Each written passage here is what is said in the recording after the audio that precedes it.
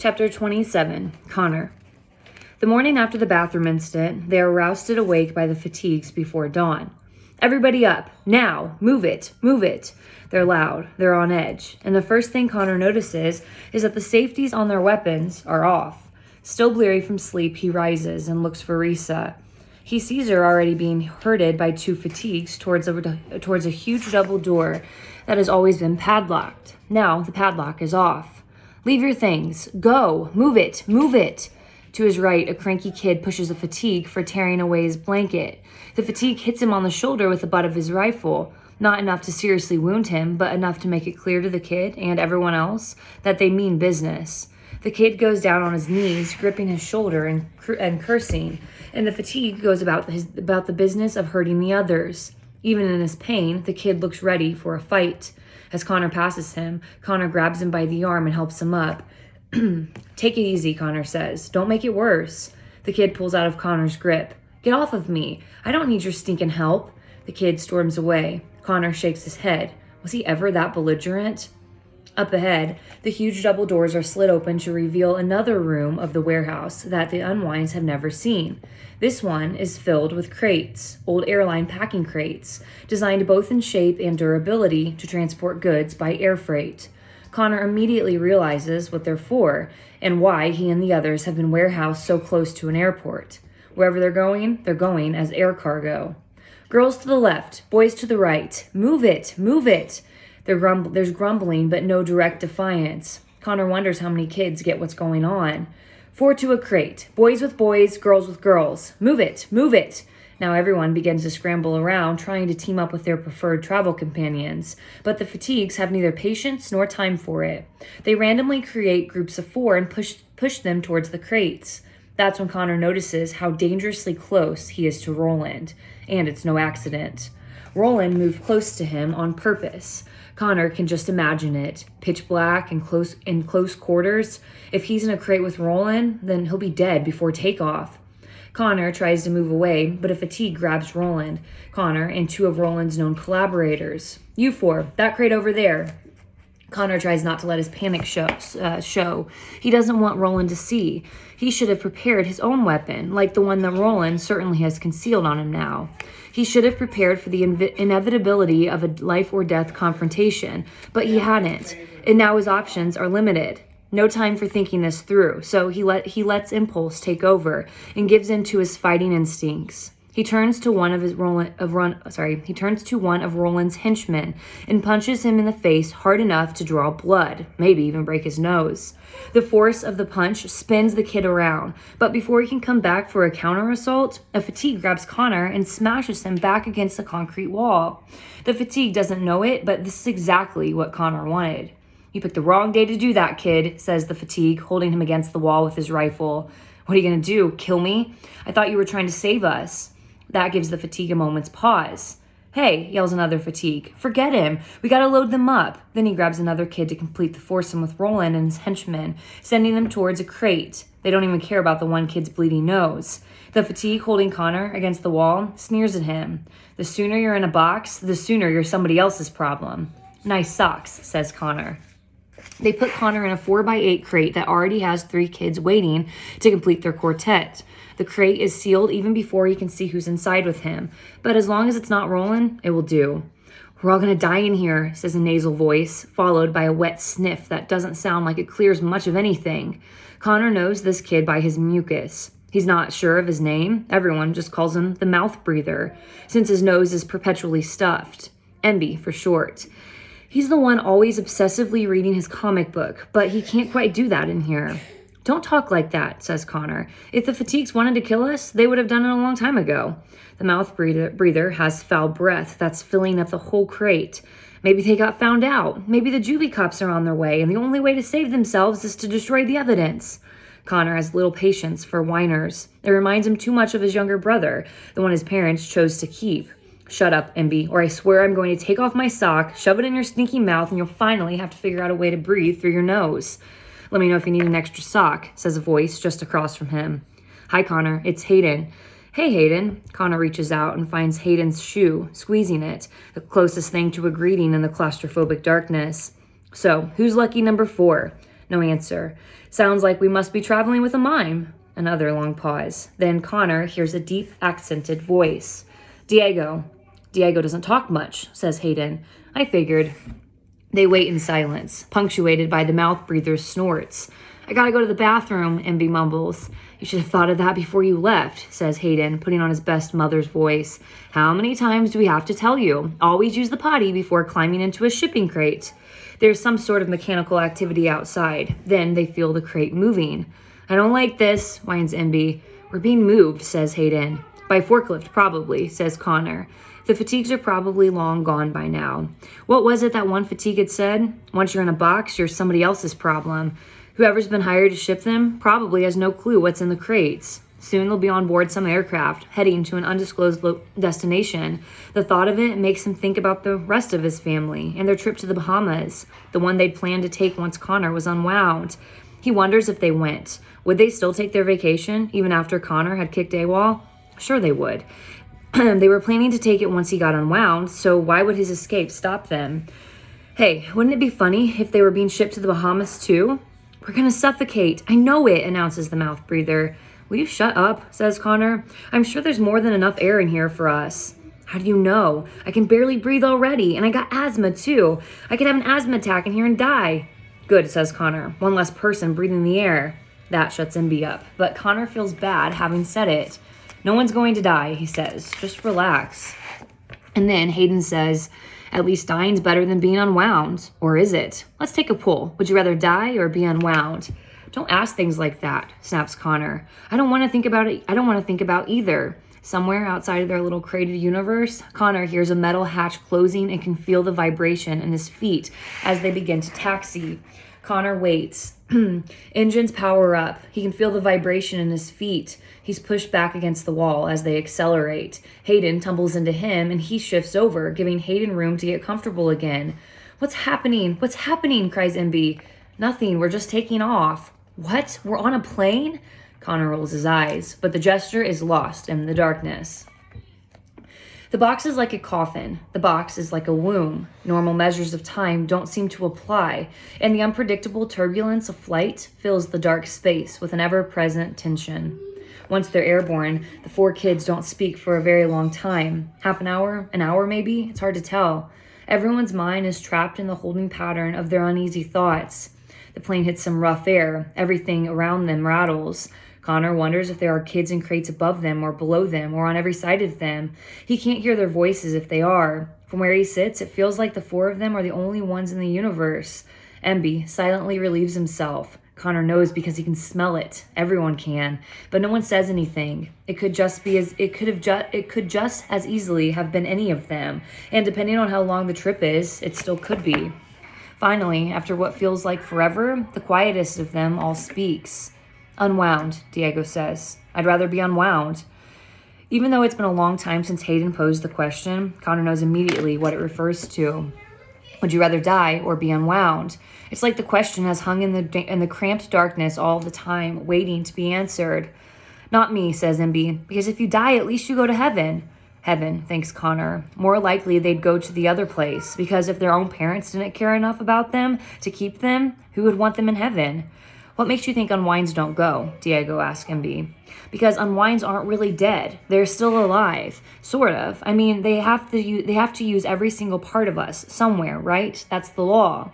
Then Hayden asked the question. Not a question, the question. Asking it is the great taboo among those marked for unwinding. It's what everyone thinks about, but no one ever dares to ask out loud. So then, says Hayden, if every part of you is alive, but inside someone else, are you alive or are you dead? This, Connor knows, is Hayden bringing his hand back and forth across the flame again, close enough to feel it, but not close enough to burn. But it's not just his own hand now, it's everyone's, and it ticks Connor off. Talking wastes our oxygen, Connor says. Let's just agree that unwinding sucks and leave it at that. It shuts everyone up, but only for a minute. It's MB who talks next. I don't think unwinding is bad, he says. I just don't want it to happen to me. Connor wants to ignore him, but he can't. If there's one thing that Connor can't abide, it's an unwind who defends unwinding. So it's all right if it happens to us, but not if it happens to you? I didn't say that. Yeah, you did. Oh, says Hayden, this is getting good. They say it's painless, says MB, as if that were any consolation. Yeah, says Connor. Well, why don't you go ask all of the pieces of Humphrey Dumphy how painless it was? The name settles like a frost around them. The jolts and rattles of turbulence grow sharper. So, you heard that story too? Says Diego. Just because there are stories like that doesn't mean unwinding is all bad, says MB. It helps people. You sound like a tithe, says Diego. Connor finds himself personally insulted by that.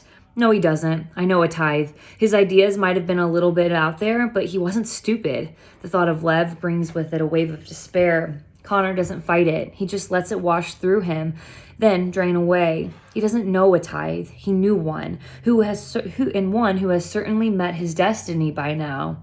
Are you calling me stupid? Says MB. I think I just did. Hayden laughs.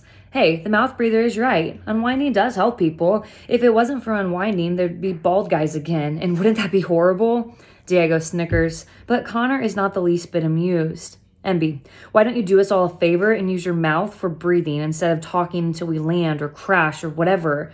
You think I'm stupid? But I got a good reason for the way I feel, MB says.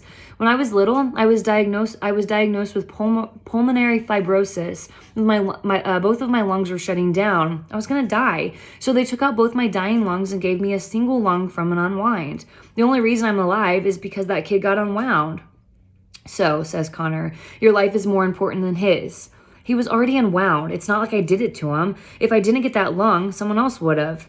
In his anger, Connor's voice begins to rise, even though MB's only a couple feet away at most. If there wasn't unwinding, there'd be fewer surgeons and more doctors. If there wasn't unwinding, they'd go back to trying to cure diseases instead of just replacing stuff with someone else's. And suddenly, the mouth breather's voice rings out with a ferocity that catches Connor by surprise. Wait till you're the one who's dying and see how you feel about it. I'd rather die than get a piece of an unwind, Connor yells back. The mouth breather tries to shout something else, but instead goes into a coughing fit that lasts for a whole minute. It gets so bad it frightens even Connor. It's like he might actually cough up his transplanted lung. You okay? Asks Diego.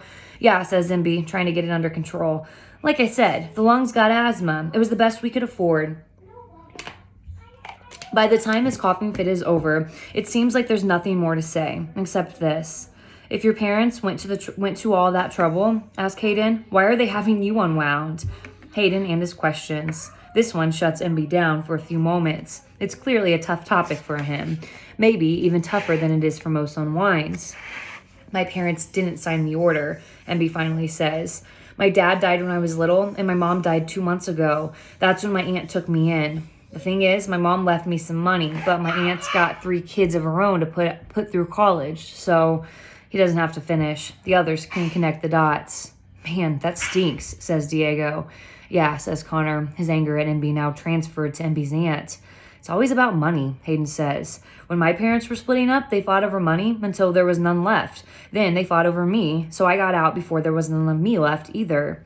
Silence falls again. There's nothing to hear but the drone of the engine and the rattles of the crates.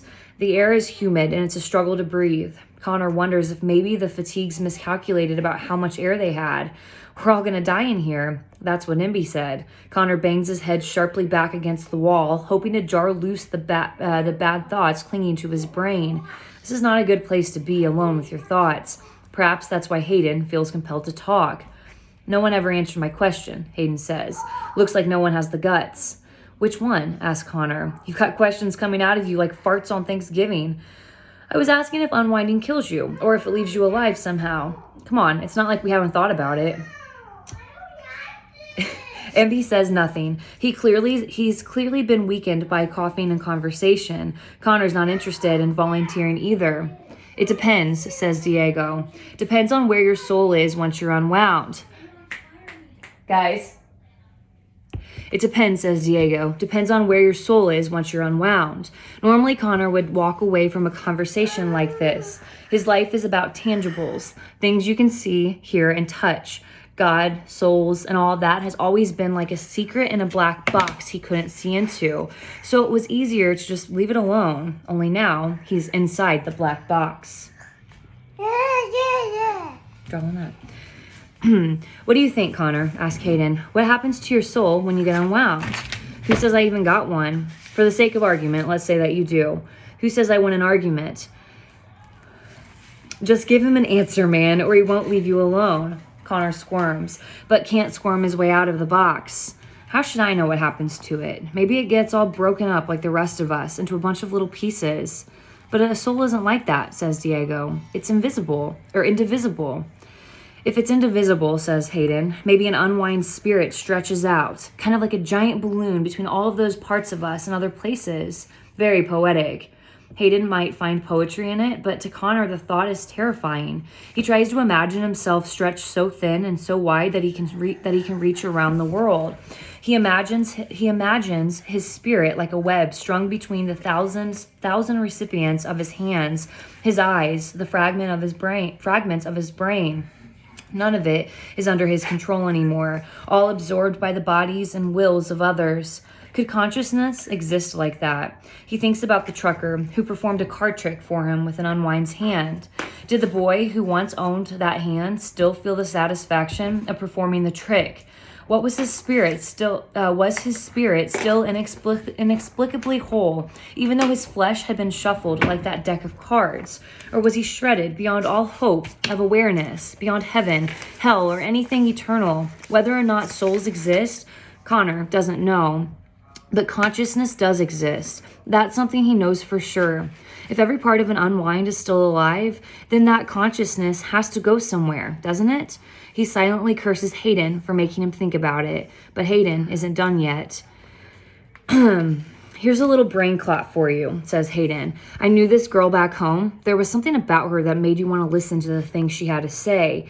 I don't know whether she was really well-centered or just psychotic. She believed that if someone actually gets unwound, then they never had a soul to begin with. She said God must know who's going to be unwound, and he doesn't give them souls. Diego grunts his disapproval. I don't like the sound of that. This girl had it all worked out in her head, continued Hayden. She believed unwinds are like the unborn. Wait a second, says Emby, finally breaking his silence. The unborn have souls. They have souls from the moment they're made. They get made. The law says. Connor doesn't want to get into it again with Emby, but he can't help himself. Just because the law says it, that doesn't make it true.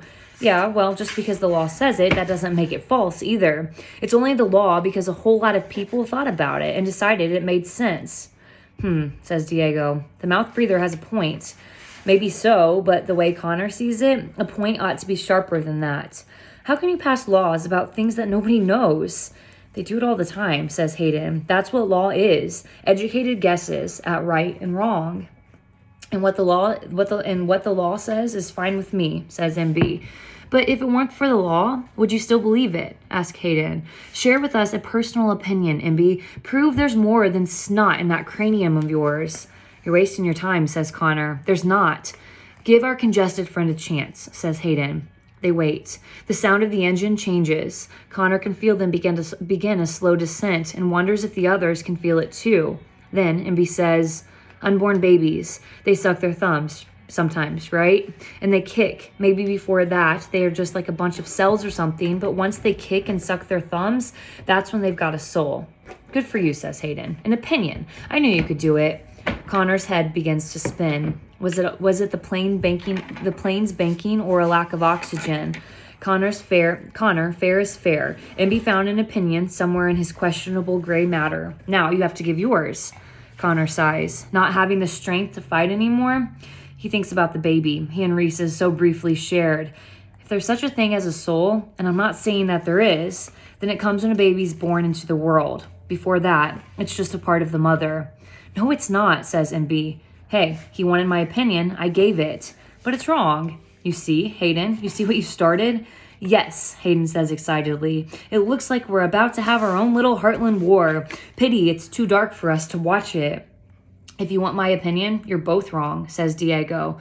The way I see it, it's got nothing to do with all of that. It has to do with love. Uh-oh, says Hayden. Diego's getting romantic. I'm moving to the other end of the crate. No, I'm serious. A person don't got a soul until the person is loved. If a mother loves her baby, wants her baby, it's got a soul from the moment she knows it's there. The moment you're loved, that's when you got your soul. Punto. Yeah, says Connor. Well, what about all those babies that get storked or all those kids in state schools?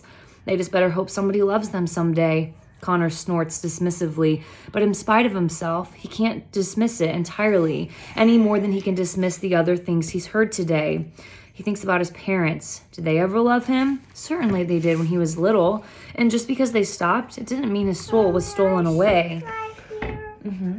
Although sometimes to admit that it felt like, it felt like it was, or at least part of it died when his parents signed the order. Diego, that's really sweet, Hayden says in his best mocking voice. Maybe you should write greeting cards. Maybe I should write them on your face. Hayden just laughs. You always poke fun at other people's opinions, says Connor. So how come you never give your own? Yeah, says MB. You're always playing people for your own entertainment. Now it's your turn. Entertain us.